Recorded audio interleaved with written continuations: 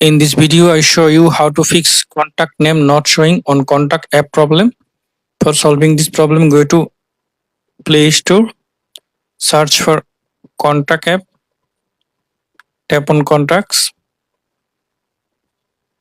update your contact apps,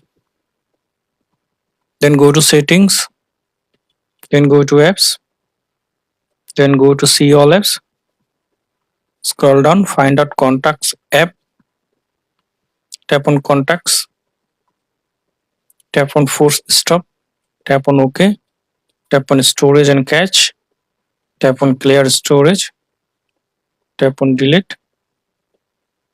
Now restart your phone.